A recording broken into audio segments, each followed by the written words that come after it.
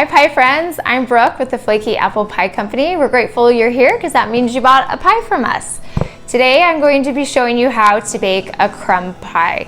Now these instructions work for any kind of crumb pie except for the pumpkin crumb. You'll see that in a later video. But today for our demonstration I'm going to be showing you how to bake a triple berry crumb. It's our most popular, so this will be helpful for a lot of you.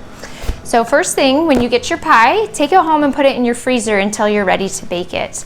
Once you're ready to bake it, take it out and open up your box, and you'll see inside there's the baking instructions. It's taped on there so it's easy just to take off and refer to. Then take your pie out and you'll see on the bottom there's a piece of parchment. So take that parchment and line your cookie sheet just like that. And then you're going to unwrap your pie. As you're unwrapping it, some of the crumb might fall off, including your cute little decal. Not a big deal if it does. Just go ahead and sprinkle that crumb back on, or just go ahead and put that decal right back on top. Now take your pie and put it on your cookie sheet, and you're set. Make sure your oven is preheated before you take your pie out. Preheat your oven to 375. Again, that will all be on your baking instructions. So our oven's ready to go, so we're gonna pop it in.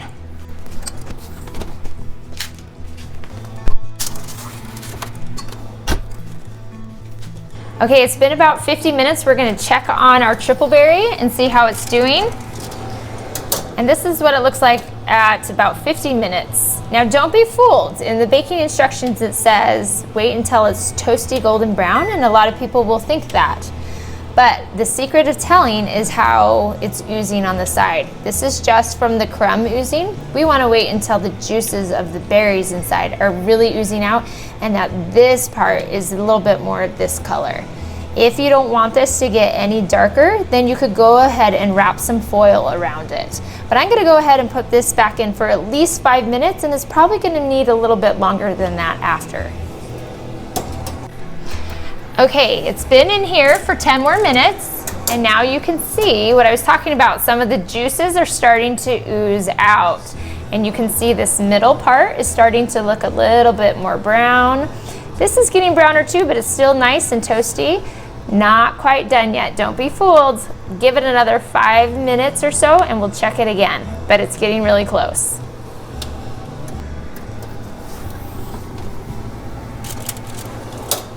Okay, our pie is ready to come out. If you take notice, this has crystallized a bit and the top is really nice and brown. A little soft right here, but the rest of it's looking good. If you wanted, you could leave it in for a few more minutes, but we're hungry, so we're gonna take it out.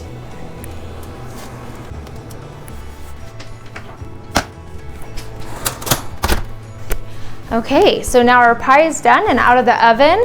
I'm gonna give you a little tip on how to transport it. If you leave it on the cookie sheet, that's fine. It'll just be a little bit harder to take your pie off the parchment later. It gets really sticky. And then this way it also makes the cleanup a little bit easier. If you have any extra parchment, go ahead and cut it. It doesn't need to be big, and place it on the plate or the tray, wherever you wanna serve your pie on. Now, take note that your cookie sheet is still really, really hot. So be very, very careful. And your best friend in this situation is gonna be a large barbecue spatula. So very carefully, hold on to your tray and then try to scoop your little pie on there as best as you can. It gets really, really heavy. You might need some help holding that other piece of parchment down, and then go ahead and shake him off on there. And then he's all set. And then let this cool. Once this is cooled, go ahead and just crumple that up, throw it in the trash. Your tray still might need to be wiped a little bit, but overall it makes cleanup so much easier, and then your presentation of your pie will be a lot nicer too. So this is our pie that just came out of the oven. It's gonna sit here and cool. This pie has already been cooled. I cooked it the night before and it's ready to be cut. If you want your pie served warm, that's great. Go ahead and let it sit for about 30 to 45 minutes before you cut into it though. And just as a reminder, these don't need to be refrigerated, so just leave them out on your counter. Now if you notice, this pie is a little bit darker over here, and that's totally fine. It's still toasty and golden, and it's nice because it helps the crumb stay nice and firm and not get really soggy, which, you know, it will tend to do. Here's another indication that your pie is done. You can see where the juices have been oozing out. So we're gonna go ahead and cut this guy and take a bite. So I like to use a bigger knife. I can hear that nice crunch. It is gonna get messy. So go ahead and slice it until you can feel the bottom of that tin. Okay. And if you have a pie server, go ahead and lift up in the back. Get deep down in there until you hit the bottom, and then kick it up. If you feel like it's snagging somewhere, go ahead and take your knife again.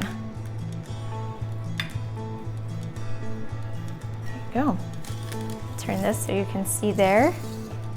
If you cut into your pie and you notice that's really juicy and oozing over here, that's totally normal and fine. That's because we don't use any pre-cooked pie fillings, and we don't even pre-cook our own fruit. We also don't add any preservatives to any of it, so it's raw fruit. And the juicier, the better. It's perfect with ice cream. Just scoop that juice up and pour it over top. Well, I hope that you enjoy baking your pie as much as we have making it for you. Enjoy.